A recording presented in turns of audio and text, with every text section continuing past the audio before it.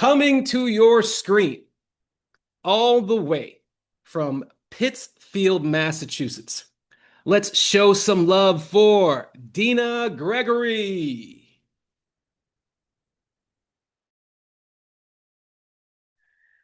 All right, so it's the summer of 2018. I'm recently divorced, living in Harlem and messily figuring out what it means to be a woman on my own. Glennon Doyle tells us that first the pain and then the rising. But the more that I try to rise as the hero of my own story, the more lonely and exhausted I become. Then one summer night, I'm at a 4th of July party, and I meet this woman who tells me that she has a puppet of Italy's legendary La Befana sitting on a shelf in her closet in California. Now, for those of you who don't know who La Befana is, I'm going to give you the long and the short of it. According to ancient Italian folklore, La Befana was an old woman who was always cleaning and sweeping. Then one night, she gets a visit from these three wise guys who are like, hey, we're on our way to bring gifts to this holy child. Want to come with? And La Befana thinks about it for a second, and then she's like, nah, I've got too much sweeping to do. So these three wise guys go on, and La Befana is left on her own. Later that night, she looks up at the star while she's sweeping the street, and she realizes that she has made a terrible mistake. So she runs back into her house, grabs a few gifts, some sweets, and runs out after the three wise men. Only the thing is, she never catches up with them. And so, according to ancient Italian folklore, La Befana, every Epiphany Eve, is known for flying around on her magical broom, bringing children gifts on a perpetual search for the Christ child. Now, though I'm a fourth generation Italian American, I didn't grow up with the tradition of leaving my stocking out for La Befana's yearly visit.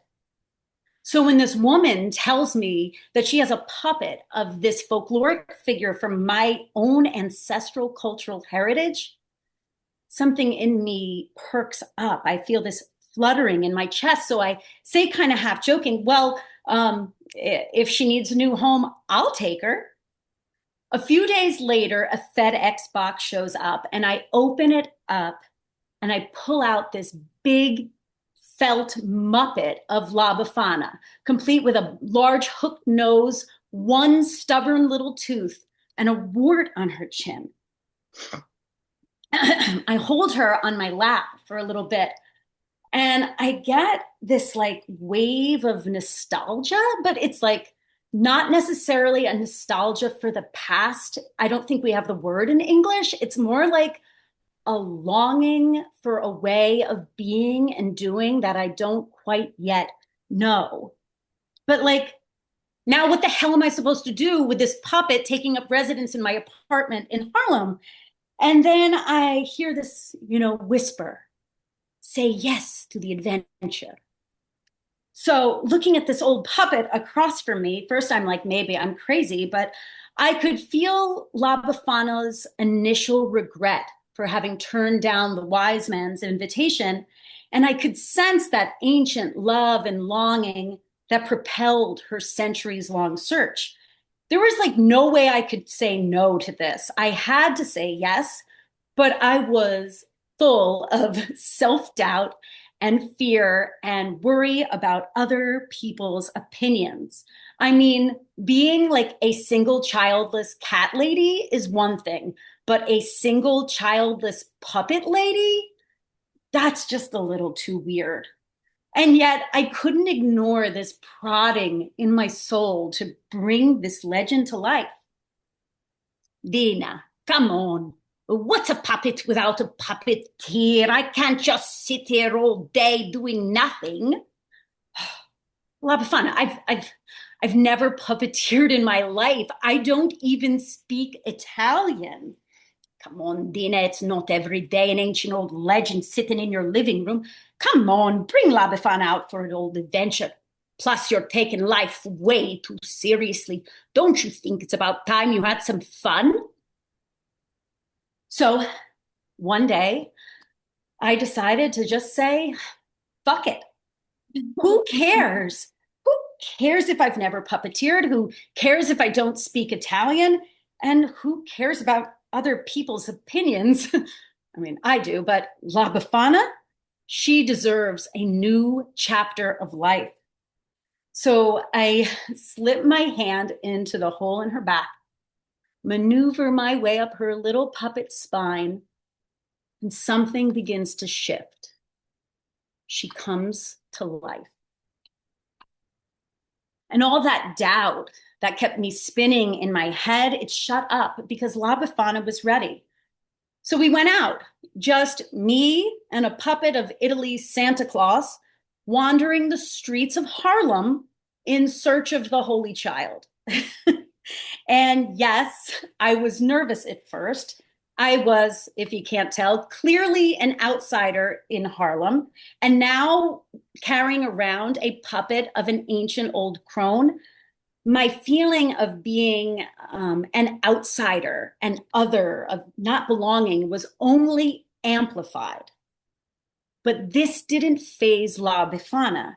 She had no problems greeting strangers like they were long lost friends. Ciao amici, come stai? Tutto bene? How is your heart today? Would you like a cookie? Some people were magnetized to the puppet. Other people repelled. Now, this was a bit nerve-wracking as it completely activated my fear of rejection. But the more that I did this with the puppet, the more liberating it actually became. My job wasn't to manage people's reactions to the puppet. My job was to stay true to my creative instincts. Soon, people in the neighborhood started treating this puppet, La Befana, as if she were real. And on days when I would leave my apartment without the puppet, someone would eventually stop me in the street and be like, hey, you, hey, puppet lady, where's that old woman of yours? Turns out being a puppet lady isn't so bad. There were smiles and laughter and little puppet high fives and conversations. And I mean, ones where people stopped what they were doing in the middle of the street and suspended disbelief long enough for something deep and real to take place. It became a thing. For years, La Befana and I wandered the streets, shared cookies with strangers, and brought a little bit of weird wonder and merriment wherever we went. Through COVID cases overwhelming hospitals, through a nasty presidential election, through street protests in the aftermath of the murder of George Floyd, and an insurrection in our nation's capital, which fell on the epiphany of all days, I kept doing the only thing that seemed sane, which was keeping this legend alive. The puppet clearly didn't just need me, I needed her. La Befana became what educator and activist Parker Palmer refers to as a third thing. It's a shared focal point, right, that invites people into a space of openness. Now, in a time of great personal and collective upheaval, when it was so much easier to self-isolate, this puppet continued to draw me out and into the world and into the forming relationships with those around me. She helped me to connect in playful, imaginative, and childlike ways, which in turn helped to soothe the emotional and psychological pain that comes from living in a wounded world. Eventually, though, it became clear it was time to let her go. The puppet had become kind of like a second skin for me, a soft shield and a sacred companion. But over time, let's suffice it to say that the line between myth and reality got a little too blurry. And rather than continue to carry the puppet, I decided to carry only the lessons learned. La Befana helped me to see the whole world as sacred. She showed me that life is about showing up, warts and all, and sharing the gifts, no matter how humble they may be, with those in our midst. And that far greater than being the hero of your own story is discovering your place in a legend much, much greater than your own. And that's when the vision for La Befana's table began to take root. I began to wonder, what if I could create a third place of sorts, one that was both ancient and new, one where people of all ages and backgrounds could gather to share the stories of our journeys, learn from each other's experiences, and explore what it means to participate fully in life together. Thank you.